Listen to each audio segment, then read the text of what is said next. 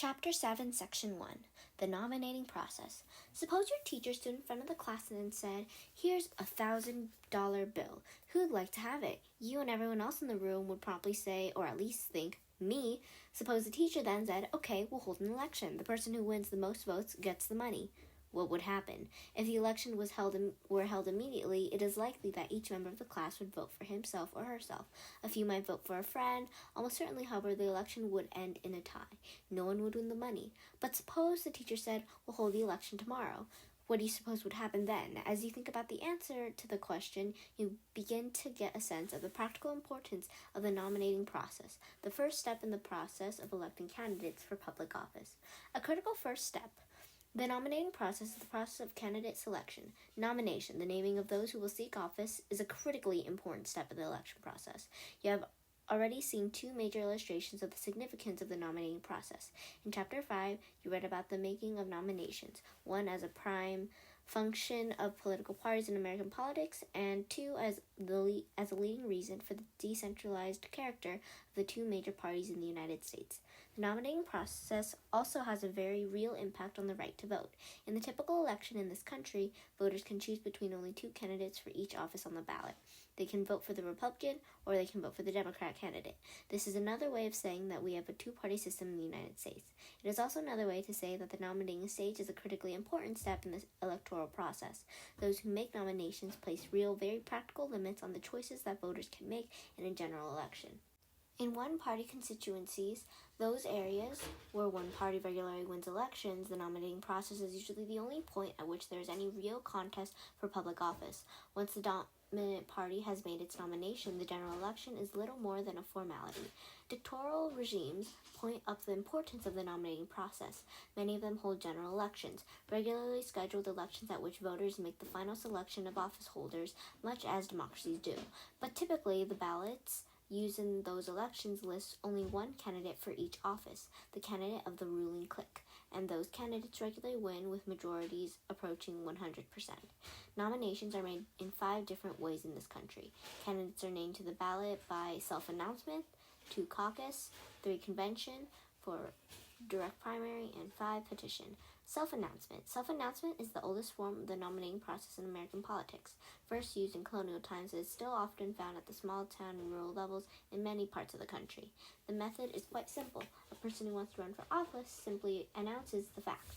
Modesty or local custom may dictate that someone else actually makes the candidate's announcement, but still, the process amounts to the same thing. Self-announcement is sometimes used by someone who failed to win a regular party nomination or by someone unhappy with the party's choice. Note that whenever a write-in candidate appears in an election, the self-announcement process has been used. In recent history, 4 prominent presidential contenders have made use of the process.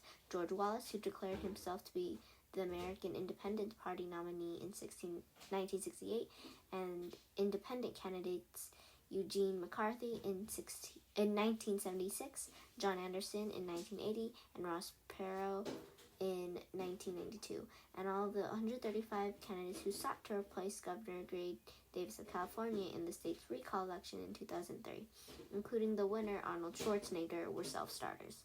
The caucus. As a nominating device, a caucus is a group of like-minded people who meet to select the candidates they will support in an upcoming election. The first caucus nominations were made during the later colonial period, probably in Boston in the 1720s.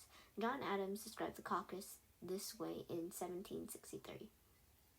"This day learned that the caucus club meets at certain times in the garret of Tom Dawes, an adjutant of the Boston regiment. He has a large house, and he has a movable partition in his great garret, which he takes down, and the whole club meets in one room. There they smoke tobacco till you cannot see from one end of the garret to the other. There they drink flip, I suppose, and they choose a moderator who puts questions to the vote regularly, and selectmen, assessors, collectors, wardens, fire wards, and representatives are regularly chosen before they are chosen in the town." Charles Francis Adams, the work of John Adams. Ordinarily, the caucus was a private meeting of a few influential figures in the community. As political parties began to appear in the late 1700s, They took over the device and soon broadened the membership of the caucus considerably. The coming of independence brought the need to nominate candidates for state offices, governor, lieutenant governor, and others above the local level. The legislative caucus, a meeting of the party's members in the state legislature, took on the job. At the national level, both the Federalists and the Democratic Republicans in Congress were, by 1800, choosing their presidential and vice presidential candidates through the Congressional Caucus. The legislative and congressional caucuses were quite practical in their day. Transportation and communication were difficult at best. Since legislators were already gathered regularly in a central place, it made sense for them to take on the nominating responsibility. The spread of democracy, especially in the newer states on the frontier, spurred opposition to the use of caucuses, however. They were widely condemned for their close, unrepresentative character. Criticism of the caucus reached its peak in the early 1820s. The supporters of three of the leading contenders for the presidency in 1824, Andrew Jackson, Henry Clay, and John Quincy Adams, boycotted the Democratic-Republican Congressional Caucus that year. In fact, Jackson and his supporters made King Caucus a leader campaign issue. The other major contender, William H. Crawford of Georgia, became the caucus nominee at a meeting attended by fewer than one-third of the Democratic-Republican Party's members in Congress. Crawford ran a poor third of the Electoral College balloting in 1824, and the reign of King Caucus at the national level was ended. With its death in presidential politics, the caucus system soon withered at the state and local levels as well. The caucus is still used to make local nominations in some places, especially in New England. There are caucuses open to all members of a party, and it only faintly resembles the original closed and private process. The convention. As the caucus method collapsed, the convention system took its place. The first national convention to nominate a presidential candidate was held by a minor party, the Anti-Masons, in Baltimore, 1831. The newly formed National Republican, soon to become a Whig, party also held a convention later that same year. The Democrats picked up their practice in 1832. All major party presidential nominees have been chosen by conventions ever since. By the 1840s, conventions had become the principal means for making nominations at every level in American politics. On paper, the convention seems perfectly suited to represent government. The party's members meet in a local caucus to pick candidates for local offices, and at the same time to select delegates to represent them at a county convention.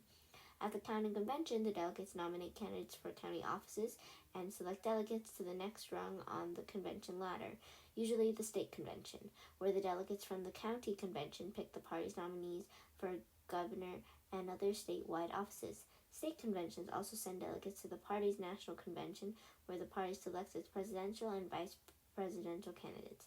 In theory, the will of the party's rank and file membership is passed up through each of the representative levels. Practice soon pointed up the weakness of the theory, however, as party bosses found ways to manipulate the process.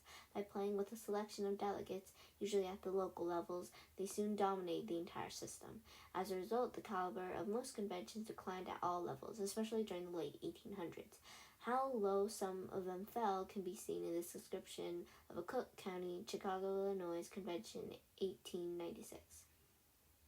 Of 723 delegates, those who had been on trial for murder numbered 17, sentenced to the penitentiary for murder or manslaughter and served sentence 7, served terms in the penitentiary for burglary 36, served in the penitentiary for pickpockets 2, served terms in the penitentiary for arson 1, jailbirds identified by detectives 84, keepers of gambling houses 7, keepers of houses of ill fame 2, convicted of mayhem 3, ex-prize fighters 11, pool room proprietors 2, saloon keepers 265, political employees 148, no occupation 71. Many people had hailed the change from caucus to convention as a major change for the better in American politics. The abuses of a new device soon dashed their hopes. By the 1870s, the convention system was itself under attack as a major source of evil in the nation's politics. By the 1910s, the direct primary had replaced the convention in most states as the principal nominating method in American politics. Conventions still play a major role in the nominating process in some states, notably Connecticut, Michigan, South Dakota, Utah, and Virginia. And as you'll see, no adequate substitute for the device has yet been found at the presidential level. The direct primary. The direct primary is an inter-party election. It is held within a party to pick that party's candidates for the general election. Wisconsin adopted the first statewide direct primary in 1903. Several other states soon followed its lead. Every state now makes at least some provision for its use.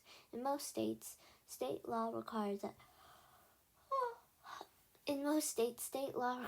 the major parties use the primary to choose their candidates for the United States Senate and House of Representatives, for the governorship and all the other statewide offices, and for most local offices as well. In a few states, however, different combinations of convention and primary are used to pick candidates for the top offices.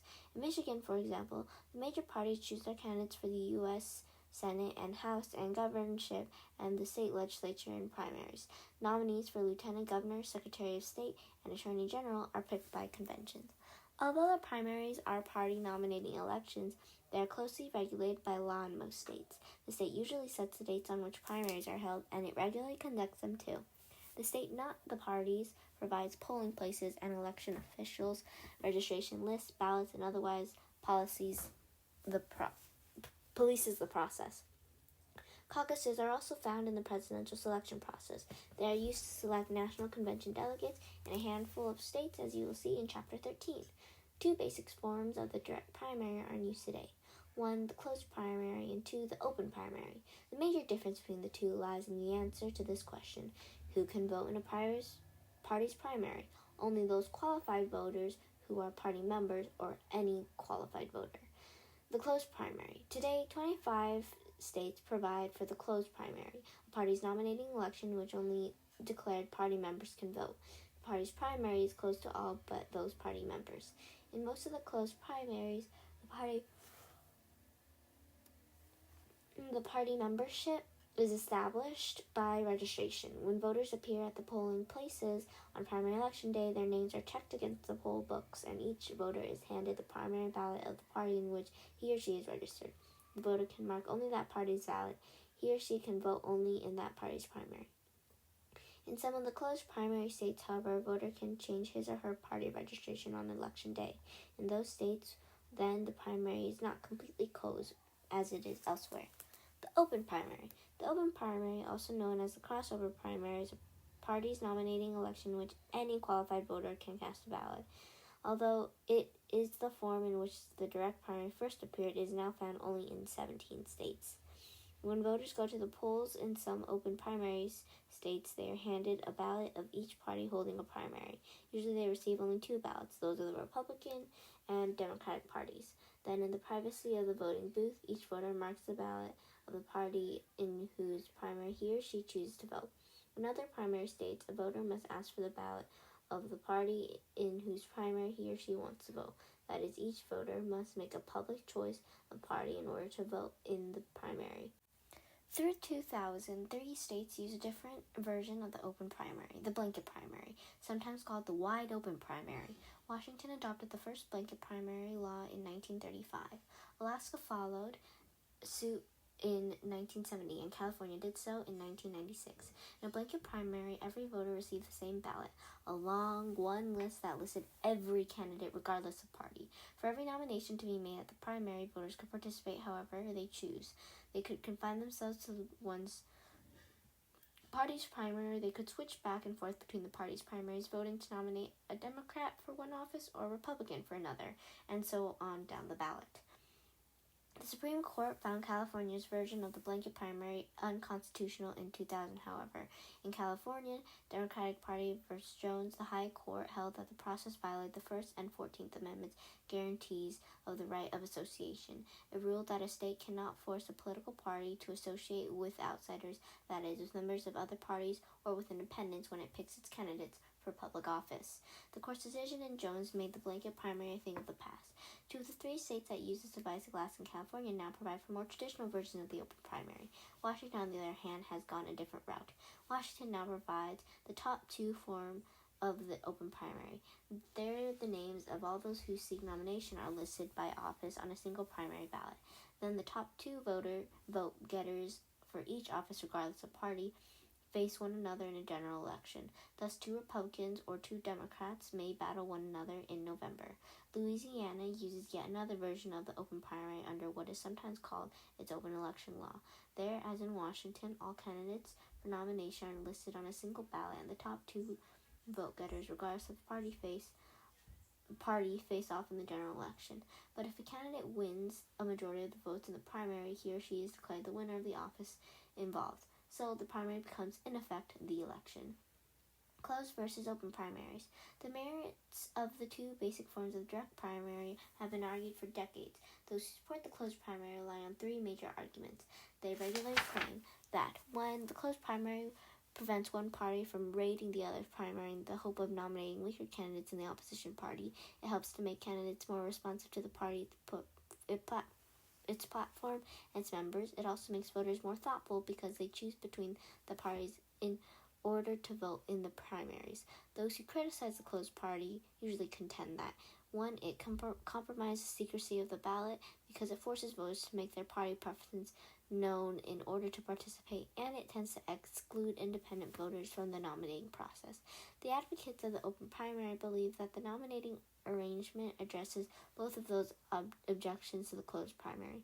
They say that in the typical open primary, 1. Voters are not forced to make their party preferences a matter of public record, and 2. Independent voters are not excluded from the nominating process. The runoff primary. In most states, candidates need to win only a plurality of the nomination. Remember, a plurality is the greatest number of votes won by any candidate, whether a majority or not. In 8 states, however, an absolute majority is needed to carry a primary. If no one wins a majority in a race, a runoff primary is held a few weeks later. In that runoff contest, the two top vote getters in the first primary face one another to determine the party's nomination, and the winner of the vote becomes the party's nominee. The nonpartisan primary is in most states all or nearly all the elected school and municipal offices are often filled in nonpartisan elections. These are elections in which candidates are not identified by party labels. About half of all state judges are chosen on nonpartisan ballots as well.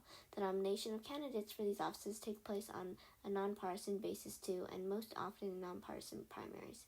Typically, a contender who wins a clear majority in nonpartisan primary then runs unopposed in the general election, subject only to write-in opposition. In many states, however, a candidate who wins a majority in the primary is declared elected at that point.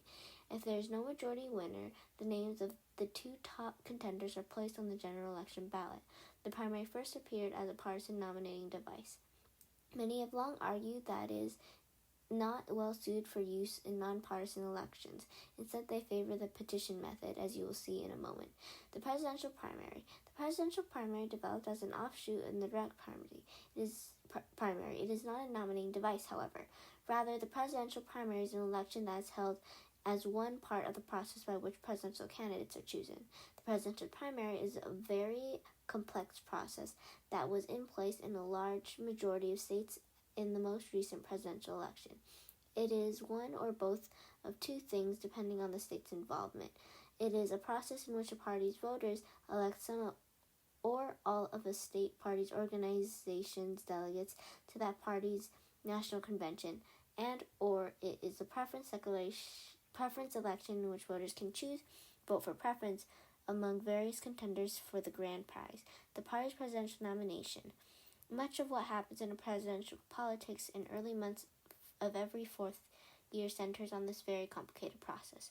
See Chapter 13 for an extended discussion of the presidential primary. Evaluation of the primary. The direct primary, whether open or closed, is an intra-party nominating election. It came to American politics as a reform of the boss-dominated convention system. It was intended to take the nominating function away from the party organization and put it in the hands of the party's rank-and-file membership. The basic facts about the primary have never been very well understood by most voters, however. So, in closed primary states, many voters resent having to declare their party preference in order to vote in the primary.